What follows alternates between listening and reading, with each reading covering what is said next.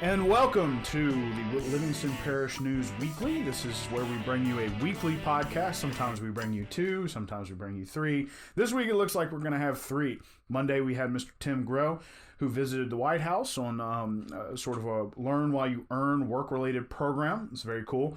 We're also going to have one, in relation to schools and sort of what they go through over the summer. This one is focused around Parish Councilman Jeff Ard from District 1. Welcome, sir. Thank you. Thank you for being here. We appreciate it. Mr. Ard has about 12,551 people in his district, about 4,350 households. He's got the northern part of the city limits of Livingston from I-12 up to 190, and a few small pieces of Walker, and then all points north. Very large area. Yes. I also have the whole town of Livingston. It's the whole town of Livingston. Yes. Pardon me. Whole town of Livingston. So, good. Thank you. All right. I want to make sure we get all that correct. So, the whole town of Livingston. Again, those statistics are based off an old census. We skipped the census in 2016 due to the flood. So, please, as the census comes out in 2020, fill it out. There's been a lot of discussion about redistricting after that census. Yes, because a lot of people moved around in our parish. So right. It's very important that we get these filled out and we can get it figured out correctly again. Absolutely. So again, you can check these shows out at www.livingstonparishnews.com/podcast. They are free. We have video and audio versions. The audio versions are great. I let Mr. Ard listen between the morning show and now.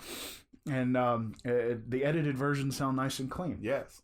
And we get rid of the squeaky chair from the that needs WD-40, which we know. So let's dive in, and this is going to be a little more than what we did for the morning show. We're going to get a lot deeper in on the decisions you make, the thought processes that you have. So first and foremost, let's start from the beginning. What made you decide that you wanted to be a parish councilman? Well, at a young age, I had an uncle that was actually a police juror. Okay.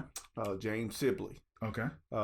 He was actually president for a long time. So just being involved at a young age, help. I mean, I can remember standing on my daddy's shoulders, nailing signs up on a telephone pole back when you could do that. Right. And just, back then, he was able to do a lot of things, because, like I said before, he didn't have many rules. Right. Somebody was in need of a ditch dug, he could just go do it. He had his own little crew. He was in charge of them, and I'm going to take care of my district. Right. And a lot of the older people still feel that way, and they call and you try to explain to them that's administration. Mm-hmm. We're legislative. Right. So, that was kind of, I've always had my eye on it. Okay. I moved into Walker. I was raised right there at Satsuma, just south of 190.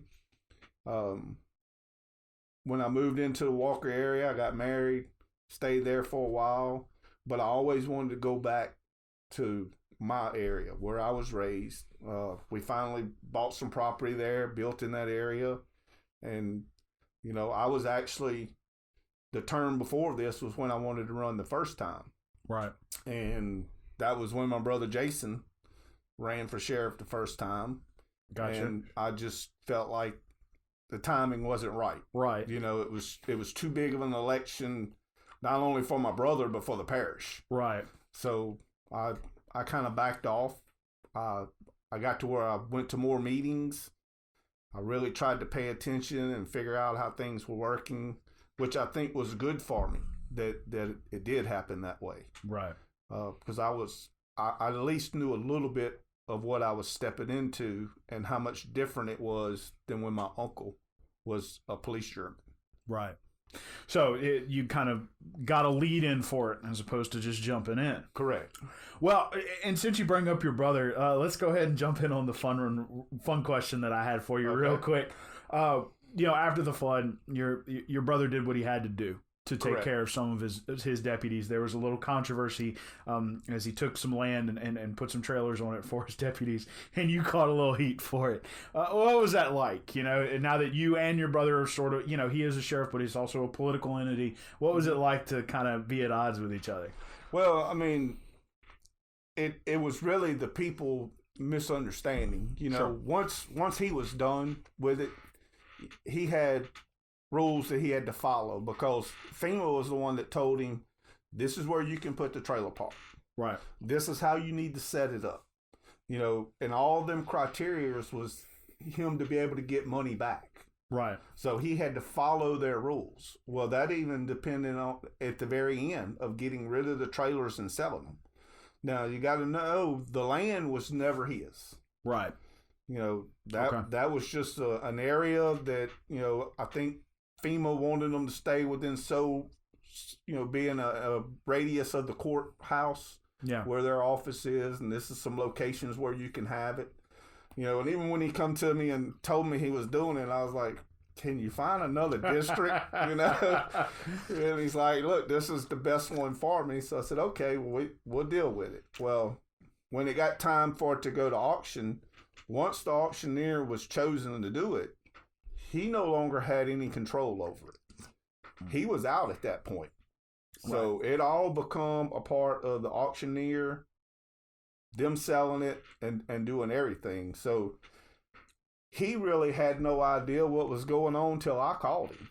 And I said, you know, I mean, do you realize they're trying to keep that a trailer park? And he even told me, we can't let that happen.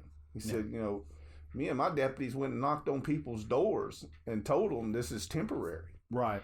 You know, so, I mean, he never, ever intended it to be more than that. So, which made it easy for me because, you know, I just had to make sure the people understood, you know, he did what he was supposed to do the right way. Right. You know, if there was a misunderstanding when the guy that bought the place, he bought the land and all. Yeah. With the trailers. Right. When he went in, he was told it could stay a trailer park. Because they pulled it up and all they saw was there was a permit for a trailer park. Well, yeah, you can stay a trailer park. Right. But what they missed was it was a temporary permit for a trailer park. Right. You know, so when I get a call saying, hey, they renting these trailers out, what's going on? I'm like, whoa, I don't know nothing about it. Yeah. You know, so once we got to rolling into it, figured out what was going on, we even had a town hall meeting, let all the people come. They talked to the guy that bought the property. We had 4 councilmen that were there. We talked to them. We asked them what we wanted to do. You know, we brought it back to the council, and the guy basically said, you know what? I don't want to be a bad neighbor. Yeah. I don't want people thinking, you know, I'm the one that put the black eye in the community. I'll back off. Right. You know, and he backed off, and, you know, now, you know, I know the trailers are still sitting over there. Mm-hmm. Nobody's living in them. Nobody's renting them. But that's his land. Yeah. He bought the land. So, I mean, he can store trailers there if that's what he wants to do. Or, you know, was it some heat? Yeah, it was some heat, but I don't really think my brother caused it. I think it was one of them wrong permit was given, and it just turned into, you know, I mean, when both our names were involved, you know, here's this brother taking up for that brother, and I mean, it was nothing like that. But no, I was just curious what it was. He's my brother. I'd take the heat for him. You know, well, that's kind of what I was getting at. He would take the heat for me too. So I mean, fair enough. You know, but that is kind of what happened, and you know, and it was a lot of people just automatically see the 2 brothers, and here they are taking up for each other, and, and you know, it really wasn't like that. So but yeah, I mean, if I had to, I'd take it for him. So. Yeah. Okay. Well, more of a fun question, just like what, because I mean, we are past that. At least some people are probably still holding on to it, but I would like to think that the majority of the parish is past that. So, you know, let's get back into the rolling question. So, you mentioned, you know, you're District 1. We talked about it before the morning show. You know, your interaction with the council as an anchor, you know, there in District 1. You know, what's that like? Kind of being you're in the large geographic area, smack in the middle of the parish. Kind of got some funded districts, unfunded districts. Tell us a little bit about the dynamic between you and the council, and what's it like to represent that area. Yeah, well, I mean, like I've always said, I'm the middle guy because of my location. Right. And I have dealings with, the West Side councilman and the East Side councilman because I touch their districts. I'm the only place I don't have another district touching me is the North Side. Right. I go up to the St. Helena line, but I mean, I am a lot of people that's watched and see. I do kind of sit back. I try to talk to all the councilmen. I like to see where all of them are thinking. Mm-hmm. So I'm definitely one that when I'm finally ready to say something, I've got my facts together. Right. And I think the other councilmen have realized that with me. Mm-hmm. And, they'll come talk to me a lot. And I think we work things out well together. Right. I think the dynamics of the council's pretty good right now. Mm-hmm. You can't just have everybody just easy to get along with and nobody rocking the boat. Right. Sometimes you do need that guy that rocks the boat and it gets everybody back on their toes. Can't cruise. Correct. So, within your district, you kind of talked, we asked about your relationship with the councilman. What's the campaign trail like for a district that is as varied as yours is? Well, it's like I said, I'm in the middle. So when I go to the west side of my district, mm-hmm. I have some subdivisions.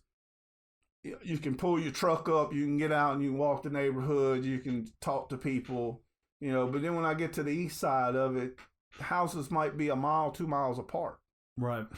So you're in the truck, out the truck, in the truck, out the truck, and I mean, it's a lot harder, and I'll say that probably Mr. Tableau Bell's district's even harder than mine because he's got a lot of waterways that he has to navigate around. I mean, and everybody knows when you go to Marpaw, it's not a short trip. No. So he has that to deal with where mine's really land. Mm-hmm. Now, majority of my roads are state roads. Mm-hmm. I don't have as many parish roads as a lot of the other guys do. Okay. So, that's interesting. I'm on highways. I'm on main highways trying to get in and out of driveways and politic with people. And I've said this before, the most interesting thing that I got off the campaign trail was you knock on the door of a new house, and it's someone you went to school with. Right. And you're like, where have you been? I've been here my whole life. I've never left. Right. And you live 1 mile apart and, you could still live right beside each other and not run into each other for 20 years. Right. So there's a lot of privacy out there. Correct. That was what was very interesting to me was how you could still be right there. The guys, girls you went to school with, they never left. They're still here too. Right. Just they might work nights, you work days, and you just never cross paths. Never cross paths. That's interesting. So you were talking about politicking. What's it like to be a parish councilman, which is something